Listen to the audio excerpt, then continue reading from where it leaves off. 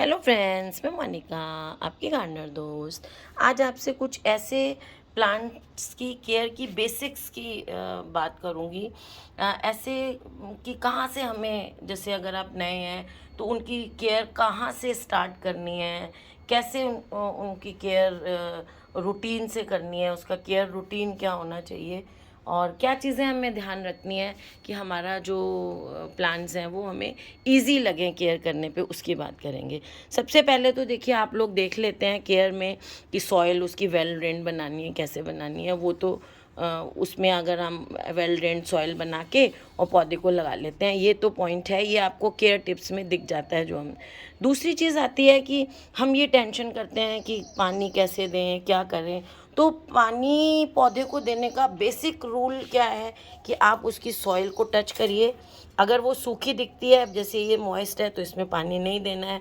अगर आपकी ऊपर की सॉइल की लेयर आपको सूखी दिखती है तो आपको पौधे को पानी देना है। ऊपर की इतनी लेयर अगर सूखी है तो पानी देना है, ऑलरेडी पानी है तो आपको पानी नहीं देना है।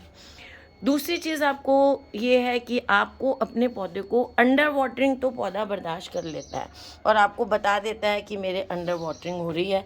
अंडर वाटरिंग हो तो ऐसे जो है लीव्स ऐसे ड्रूप कर जाती हैं, मुरझा जाता है, जिसको कहते हैं पौधा। आपको पता है पानी देना है, आप दे देंगे। अब जैसे देखिए इस पौधे में, अभी मैंने आपको बात की थी ना, इस पौधे में देखिए ये पानी मांग रहा है। अब आपको समझ आया, ये सूखी मिट्टी हो गई है इसकी, देखिए, इसका मतलब इसको पानी की ज़रूरत है।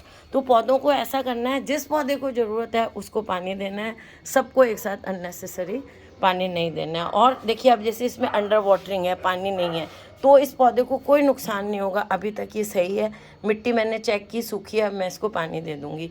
पौधे पत्तियाँ ड्रूप भी कर जाएँ तो भी इसको पानी देने से ये ठीक हो जाएगा।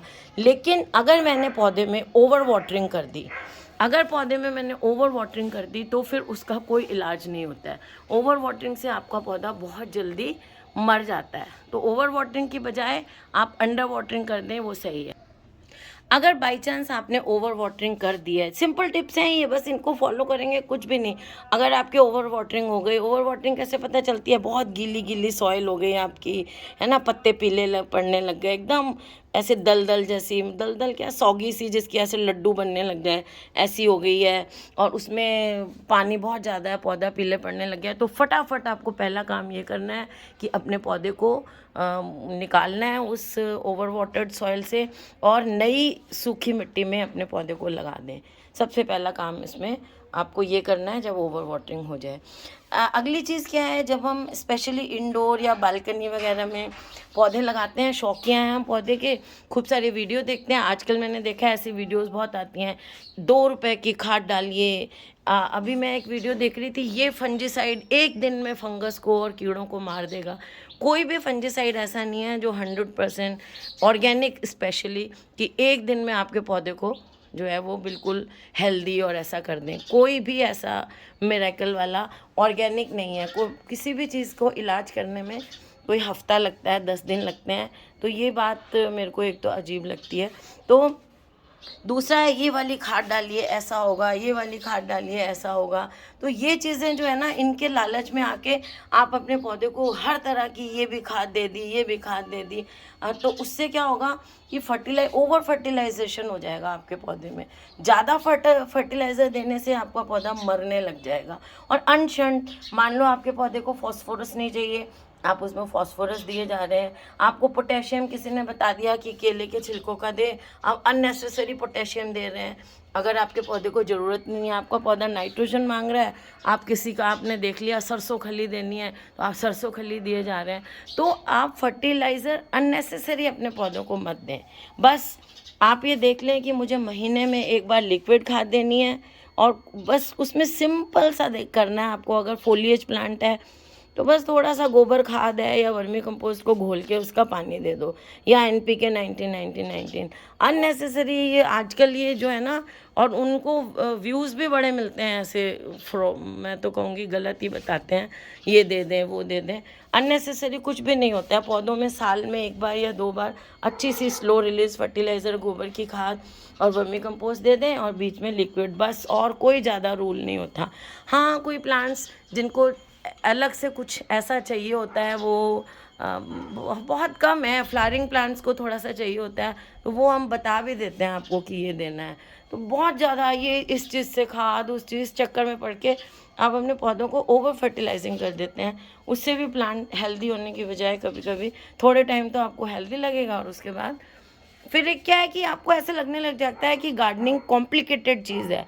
गार्डनिंग सिंप्लीफाई करके करेंगे तो ज़्यादा अच्छी चलती है। और प्लांट्स जो है ना, उनको स्टेबिलिटी ज़्यादा पसंद है। मतलब बार बार उनकी जगह बदलते रहें, कभी इधर रखें कभी उधर रखें।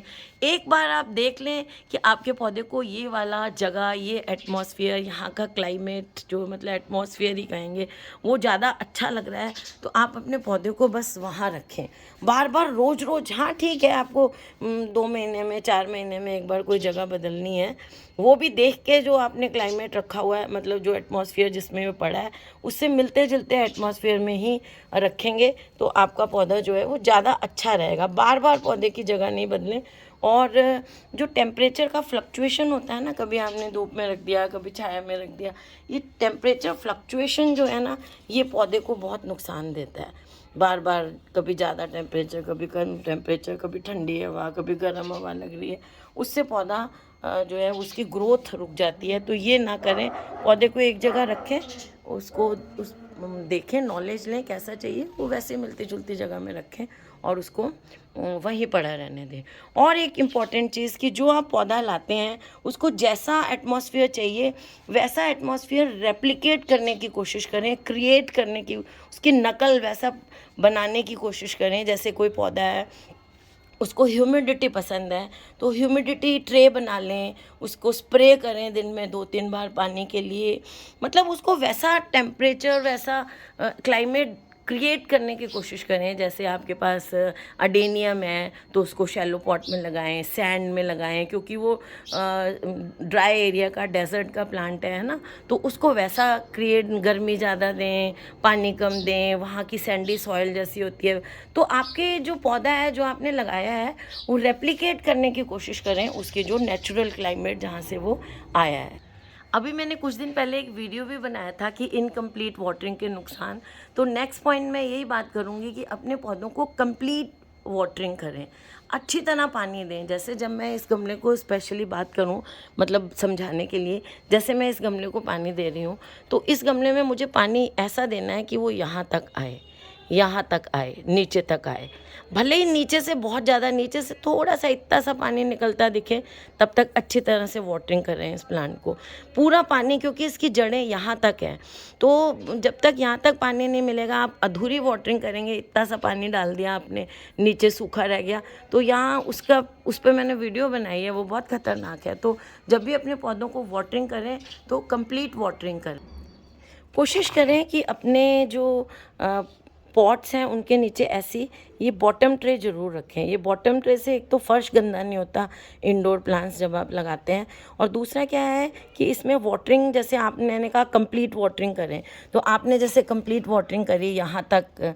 इस गमले में बात करूँ, जब मैं, पता नहीं मेरा हाथ दिख रहा है कि नहीं, मुझे धूप में ना दिखता भी नहीं है, तो आपने जैसे यहाँ तक वाटरिंग करी, तो उसके नीचे से जो पानी एक्स्ट्रा निकलेगा वो इस बॉटम ट्रे में आ जाएगा, और बाद में पौधा उस बॉटम ट्रे से उस पानी को वापस ले लेगा, क्योंकि वो जो पानी निकलता है उसमें थोड़ी सी खाद घुली हुई रहती है।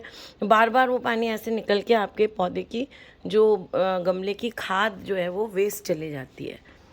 और गमले में जब हम प्लांट्स लगाते हैं ना, तो उनकी प्रूनिंग करते रहें। जैसे अब देखिए, ये मैंने इनकी प्रून कर रखे हैं, ये उनको शेप में रखें, प्रून करें तो वो ज़्यादा बुशी बनेंगे। उसको ऐसे वाइल्ड सा उगने देंगे तो लेगी सा, लंबा सा प्लांट हो जाएगा। तो प्रून करने में आप कभी भी अपने पौधों को घबराएं नहीं। बस बात क्या है कि प्रूनिंग छोटी छोटी होनी चाहिए, ऐसे छोटी छोटी प्रूनिंग करें अपने पौधे की।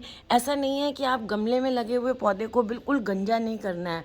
जैसे आपको कोई कह देगा कि इसको 1/3 रहने देना है, तो ज़मीन वाले पौधे को हम 1/3 रहने दे सकते हैं, लेकिन जो गमले में लगा हुआ पौधा है उसकी प्रूनिंग हमें बस छोटी छोटी इतनी, छोटा पौधा है तो इतनी, बड़ा हो तो इतनी, और बड़ा है तो इतनी, बस इतनी प्रूनिंग करनी है। बहुत ज़्यादा प्रूनिंग अपने पौधे की नहीं करनी, लेकिन प्रूनिंग करते रहना है। प्रूनिंग जैसे हम अपने हेयर कट कैसे करवाते हैं, हमारे अच्छे हेल्दी बड़े हेयर आते हैं, ऐसे ही अगर आप पौधों की प्रूनिंग करते रहेंगे ना, तो प्रूनिंग करने से, ये देखिए टर्टल वाइन, प्रूनिंग करने से क्या होता है कि पौधा जो है वो आपका बहुत बुशी, हेल्दी और वेल शेप्ड रहता है। जैसे ये देखिए, अब ये पौधा प्रूनिंग मांग रहा है, इसकी मैं ऐसे ऐसे छोटी छोटी प्रूनिंग करूँगी, और नहीं करूँगी तो इसकी शेप बिगड़ जाएगी। तो छोटी छोटी प्रूनिंग करना हेल्दी होता है। देखिए ये नई लीव्स आ रही हैं, ऐसी नई लीव्स आती हैं अगर हम प्रूनिंग करते हैं। नेक्स्ट चीज़ क्या है कि आप अपने किसी भी प्लांट को कभी रिपोर्ट करना हो ना, तो ऐसे ऐसे पुल करके, ऐसे ऊपर खींच के ऐसे रिपोर्ट नहीं करना है आपको, जैसे यूं खींच के रिपोर्ट नहीं करना है आपको। अपने गमले को ऐसे उल्टा करके और थोड़ा सा ठोक के तो पौधे को निकालना है। जैसे मैं आपको बताऊं, ये पौधा है, ऐसे 2 उंगलियों से होल्ड करके ऐसे उल्टा करके किसी भी दीवार वगैरह पे ऐसे ऐसे ठोक के और फिर उसको ऐसे निकालना है। पौधे को कभी भी ऐसे खींच के नहीं निकालना है। खींच के निकालने से इसकी जड़ें जो हैं वो डैमेज हो जाती हैं। तो जड़ों के सिरे टूट जाते हैं, जड़ें डैमेज जब हो जाती हैं तो फिर उनको दोबारा से नई जगह जब आप रिपोर्ट करके लगाते हैं तो उनको बहुत टाइम लगता है दोबारा से उस शॉक से निकलने के लिए, दोबारा से अपनी को नई जगह में जमाने के लिए। तो पौधे को रिपोर्ट करने के लिए कभी भी पुल करके पौधे को ना निकालें। और अपने पौधे को ना थोड़ा चेक करते रहें येलो लीव्स वगैरह के लिए। अब जैसे इसकी ये येलो है लीव, तो ये नेचुरल येलो हो रही है एजिंग के कारण, है ना। तो अपने पौधे की जो लीव्स हैं येलो हो रही हैं, उन पे कोई इंसेक्ट लगा हुआ है, इन्फेस्टेशन है, इस चीज़ की आप जो है रेगुलर अपने प्लांट्स की चेकिंग करते रहें जब आप पानी देते हैं।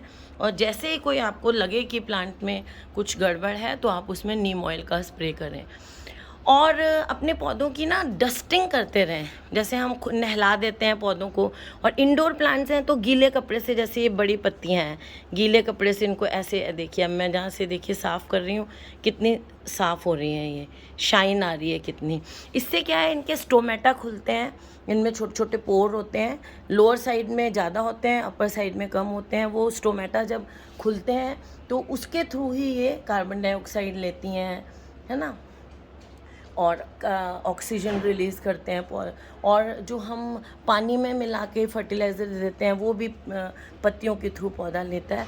तो ये जो पौधे का ऑब्जर्वेशन, बार बार उसको चेक करते रहें, ये भी बहुत ज़रूरी है। और पत्तियों को भी पौधे की साफ़ रखना उतना ही ज़रूरी है। तो फ्रेंड्स, ये मैंने आपको कुछ बातें बताई जिनका आप ध्यान रखें तो आप अपने पौधों की बहुत अच्छी तरह से बिना ज़्यादा मेहनत के केयर कर सकते हैं और आपको ज़्यादा सोचना नहीं पड़ेगा। अगर आपको ये वीडियो अच्छा लगा तो इसे लाइक करिएगा, शेयर करिएगा और मेरे चैनल को सब्सक्राइब करिएगा। Okay friends, bye.